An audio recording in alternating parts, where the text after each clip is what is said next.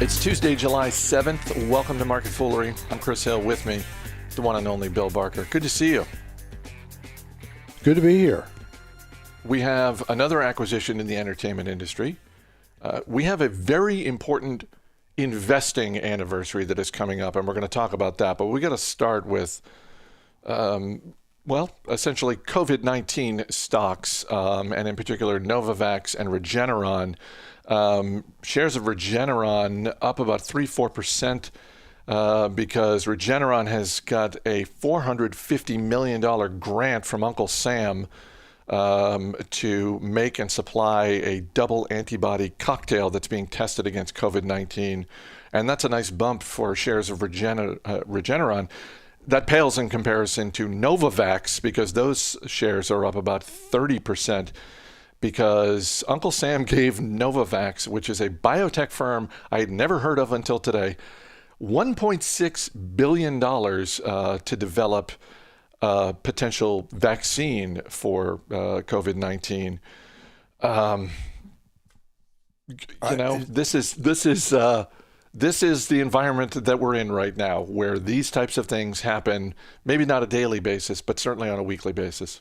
Well, in your defense, as to never having heard of Novavax before, one of the reasons might be that it's never had a drug approved or sold on the market. And this was a company that had a stock for $3 or $4 at the end of last year. It's going for 100 and change today. So 25x this year, pretty good for a company that does now have a $1.6 billion pile of cash, or supposedly does. I think the announcement included the information that Novavax isn't quite sure what department this money is coming from, so there's real work being done. I don't want to diminish at all what could be an excellent opportunity to confront COVID, but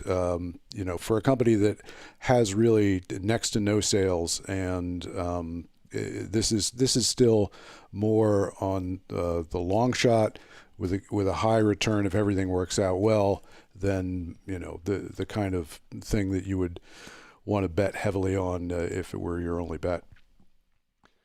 And we talk all the time about the importance of diversification, and it seems like if you're looking to invest into a vaccine for COVID-19, you absolutely don't want to bet on one horse. You actually want to buy shares of several businesses that you think have a shot at this, because presumably there's going to be a pot of gold at the end of this vaccine rainbow.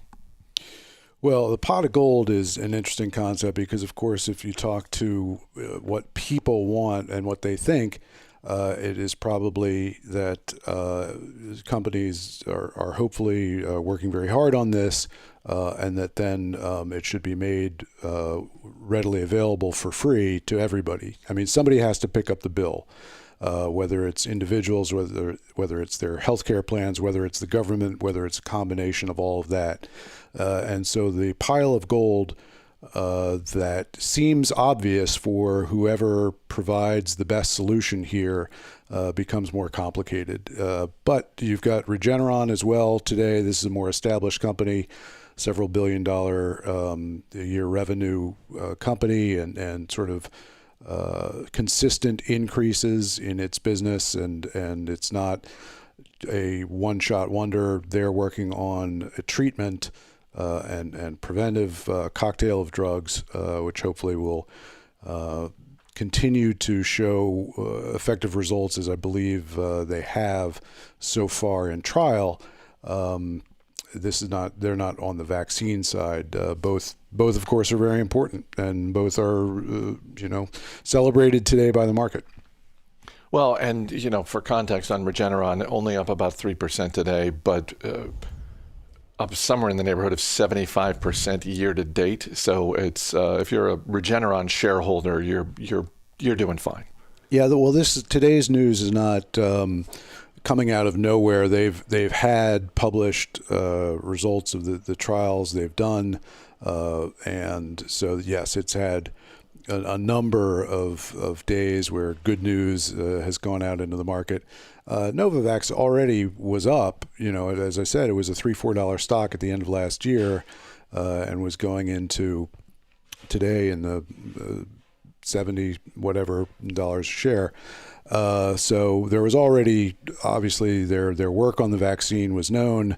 This support, which is for $1.6 billion for a company of this size, is extremely meaningful.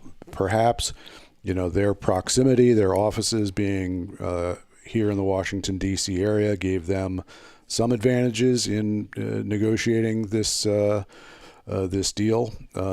They're also in Sweden, so it's not all sort of Rockville, Gaithersburg, U.S. offices, but I think location may have worked, at least not to their disadvantage.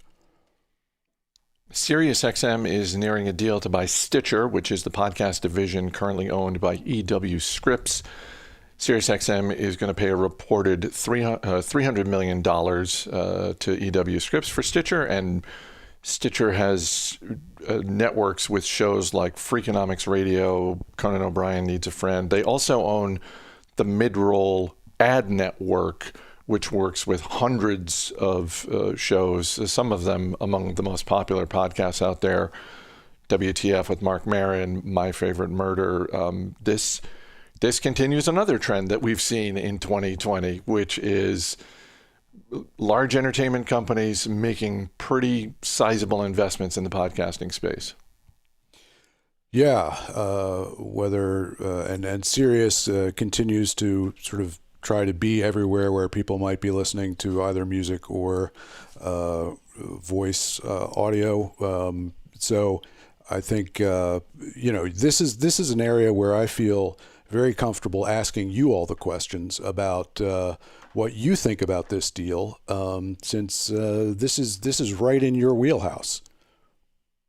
I think it's a good deal for both parties. I'm a little surprised that EW Scripps shares aren't higher because, boy, did they turn a tidy profit. I think they spent a combined $34 million to buy Stitcher and Midroll, and now they're turning around and selling it for $300 million. And maybe it's a sign of what people think about the state of the newspaper business, which is, arguably the larger part of EW Scripps. But I think it's a smart investment by SiriusXM. I mean, they're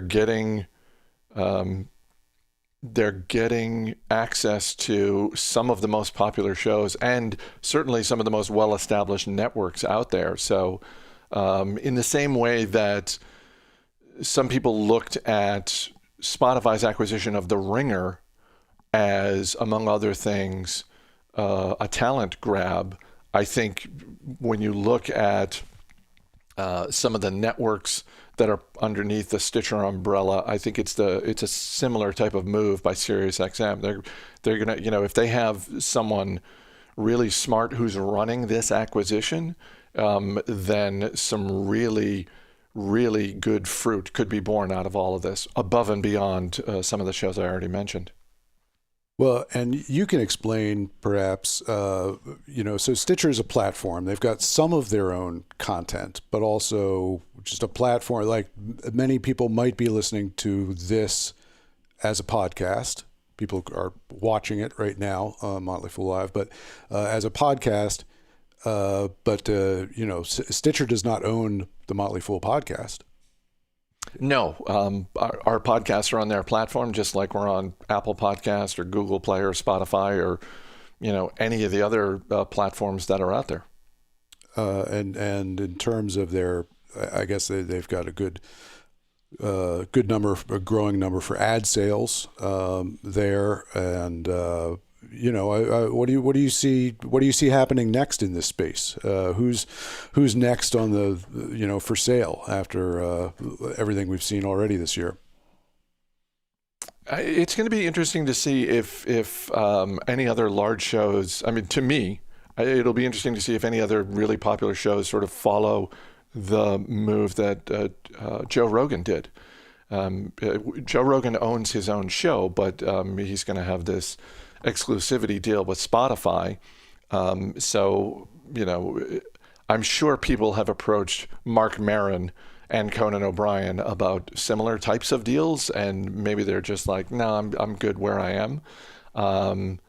But it will be interesting to see the extent to, in the same way that we see with streaming video, where Amazon Prime, Netflix, Hulu, Disney Plus, they're making this grab for exclusive content, and at the Motley Fool, we're platform agnostic. We're happy being everywhere. We're not looking to lock up exclusivity, but I think that that'll be one more thing to watch, because I think that in terms of like major platforms, I don't know that there are any other sort of $300-400 million deals out there unless it's for exclusive content.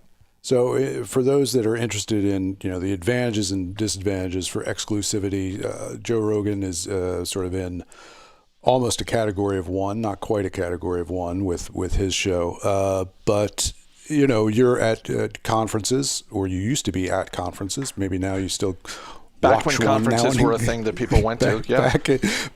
Back in the late teens, back when we had these conferences, and this would have been, the various business models that are out there. And how would you say that it's an easy decision for you, for the Motley Fool, to be platform agnostic, but for others, what are they balancing, between the ads, between having to condition some of the content of the podcast so that they don't lose advertisers?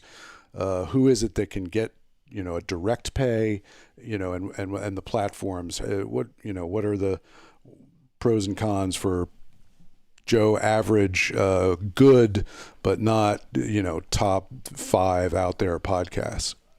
I think for the overwhelming majority of people who do podcasts, they're just looking to grow their audience, and they are also platform agnostic, because they don't really have the audience and sort of the leverage to create those type of exclusive deals. Because you're right. I mean, Joe Rogan is basically in a category of one. Now there is a price at which, any podcaster would say, oh, okay, yeah, I will give up my multi-platform approach for that amount of money just to be on that one platform. But there has to be something in it for the platform too. Like Spotify presumably wouldn't have done that deal with Rogan unless they felt good about the return they were going to get. SiriusXM probably feels pretty good about the amount of money they just spent or are about to spend to get Stitcher and the ad network and the associated shows. Well, they're known for throwing some big figures around. I can't remember what the Howard Stern deal was, or the re-up on that was, but they know the value of having content that you can't get anywhere else. Thank you for mentioning Howard Stern, because that's probably the next domino to fall in sort of the audio entertainment space, because I believe his contract is up at the end of 2020. And to this point, SiriusXM has said all the right things in terms of, we would love to continue working with Howard Stern and all of that sort of thing. We'll see where that goes. So yeah, that's probably the next big shoe with millions of dollars attached to it that's about to drop. Regulation fair disclosure, not something that is particularly sexy in terms of a topic, but I think for everyone listening to this podcast, for everyone watching us on Fool Live, for every investor out there, regulation fair disclosure has made their lives better. And the reason I mention this is because our good friend and longtime colleague, Uncle Joe Mager, down in Australia, tweeted last week a little something about, it was July 2nd, and it was sort of the anniversary of a Wall Street Journal article from July 2nd, 2001, with Arthur Levitt, chairman of the SEC at the time, where Arthur Levitt was giving a huge amount of credit, and rightly so, in my opinion, to the Motley Fool for the passage of Regulation Fair Disclosure. You had a role in helping make that happen. It actually, the anniversary comes up next month. I believe it's August 15th. We're going to celebrate a little early because you know what? We had a hand in this and we get to celebrate a little early. But as I said, every investor benefits from Regulation Fair Disclosure. Let me see if I can set this up for folks listening and who are wondering if they should keep listening because what I've said so far probably sounds pretty boring. Right up until, the late 1990s, companies could disclose information material to their business to a very small amount of investors. That was just the way Wall Street operated. And by the way, that's how it operated forever.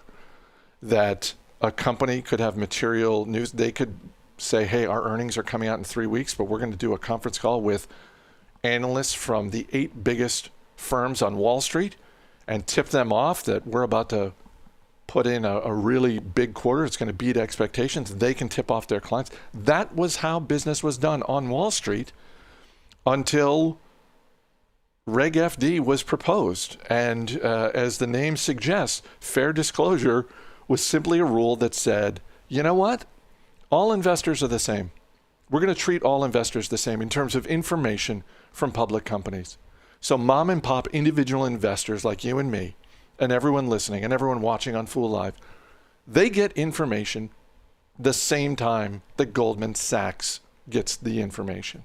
That's how it's going to be.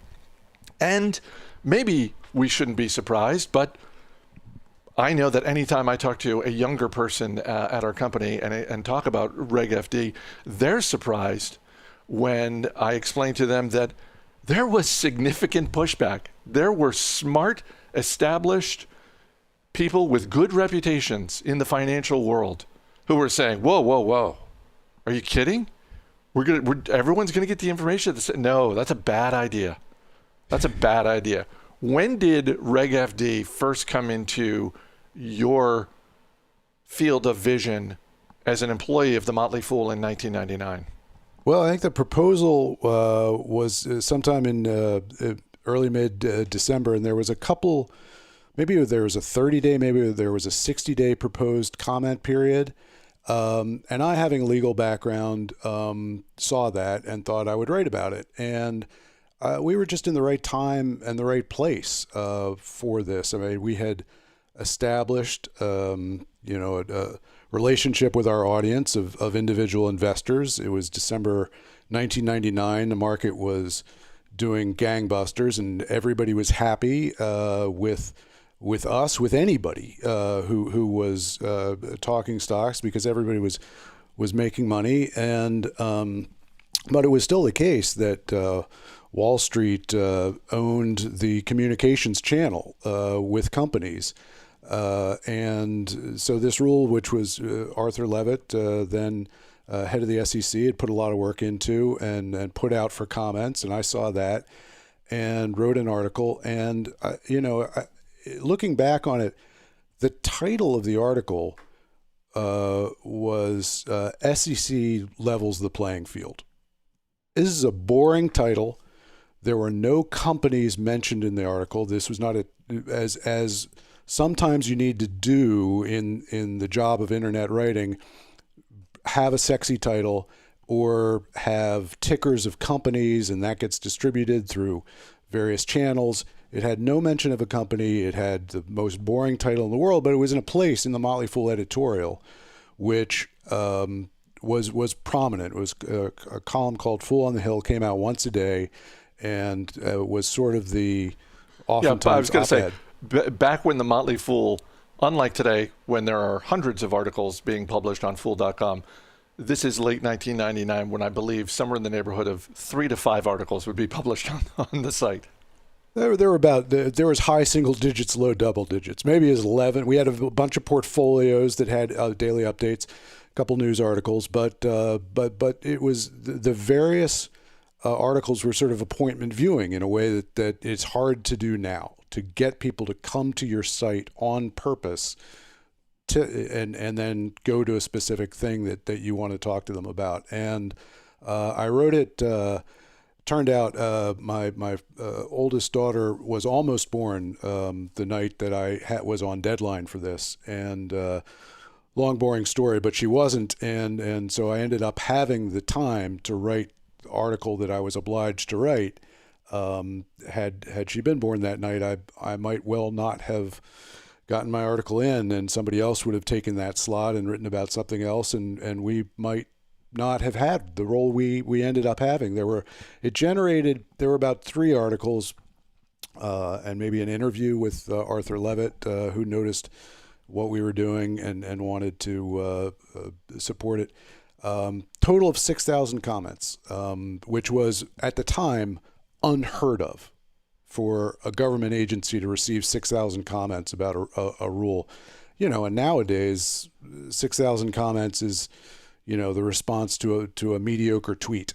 But at the time, it was a volume, and it was a surge of, individual attention to something that had never been seen before.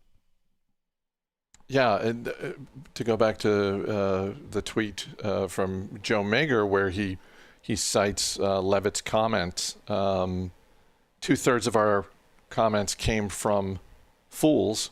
Without them, Reg FD would not have happened, because, again, there were smart established people saying, no, this is a bad idea. And Levitt, I would argue, needed sort of to be able to point to an unprecedented amount of comments on an SEC website, because usually, when they open up for public comments back then, it was people within the industry sort of commenting on behalf of their company or their shareholders, that sort of thing. In terms of sheer volume, they had never seen anything like what they had seen with Reg FD. Jim Cramer, at the time, was against this, publicly so. He has since said publicly on numerous occasions when the topic has come up, I was wrong. I was arguing that Reg FD should not be passed, and when I look back on that, I realize I was wrong. But at the time, he was against it, and when it came down to a vote, it was 3-2. I mean, it was not a slam dunk, but it did pass. I want to get to at least one other thing before we wrap up, which is something you had reminded me of this morning. I'm sure you had told me before, and I just forgot, like most things you tell me. Yeah. But you ended up going to a meeting after it had passed. So Reg FD passes, it gets finalized. You can go to the SEC website, see August 15th, 2000. The rule is passed. It's going to be implemented in late October of 2000. But you ended up going to a meeting. What was the meeting? Well, it was a closed meeting. SEC hosted, I guess, mostly industry people, but we were invited to send somebody, and I got to be the person to go, and to sort of work through the next steps. Now that the vote had been taken and the rule had been approved, what happens next? And there was the head, I guess, of the SIA, the Securities Industry Association, now part of SIFMA, who I thought this was brave. It certainly gave me a few laughs, but he sort of took the position that to open up the meeting that, okay, we had this vote, whatever, but really what we now need to do is to have a blue chip panel, blue chip commission, look at the issues and help comment on what a better rule would be, and to just pretend this hasn't happened. But out of the goodness of our hearts, we will now consider taking a first step down this sort of road. And the representative from the SEC it was one of those things where I think he just kind of blinked and said, no, this is the vote's been taken. This is a done deal. There's no, let's get back to the agenda. And, that individual had a job to do and a role to play and all that. Before the meeting started, he was going around handing out cards, handed out one to me. I handed him my Motley Fool card, and wow, was that a cold moment. Because we were the bad guys to him and his industry of analysts that had a great setup. I mean, they got market moving information. There's no question that there's market moving information that is distributed by companies at conference calls and in private meetings other than conference calls. And Wall Street got as much of that as they could. It was a great setup for them, and I don't blame them for trying to keep it. But I don't celebrate them for trying to keep it either. No. They had a great run. I understand why they fought to keep the cushy setup that they had, but that's wonderful that you handed them a business card. They've got mouths to feed over there. They've got mortgages to pay. They've got second and third mortgages to pay. How are they going to pay that third mortgage without this kind of access to information that nobody else has? And again, just to put a bow on this, I know this is a business news show, but I did feel like this little bit of financial history that, again, benefits all investors, less so the well-heeled ones on Wall Street, but more so everyday investors like us and those listening and watching. I know we're going over time. I just got to say that the only way to find the original article is to go back to the Wayback Machine on archive.org. I tried to look for Kramer's response, but that was not available on the Wayback Machine. But in reference to a tweet I made yesterday that we would be talking about Rocky and Bullwinkle, that's what the reference is. The Wayback Machine, critical part of Rocky and Bullwinkle, I feel. Oh, absolutely. Yeah, I mean, you learned history when they got in the Wayback Machine, didn't you? Oh yeah, well they made a full length movie, and someday they'll do a live action version of Sherman and Peabody, no doubt. The Wayback Machine needs someone needs to come out with something else call it the Wayback Machine, because that's a pretty good brand. Bill Barker, thanks for this walk down memory lane. Always good talking to you. Thank you. As always, people on the program may have interest in the stocks they talk about on the Motley Fool, may have formal recommendations for or against. So don't buy or sell stocks based solely on what you hear. That's going to do it for this edition of Market Foolery. The show is mixed by Dan Boyd. I'm Chris Hill. Thanks for listening, and we'll see you tomorrow.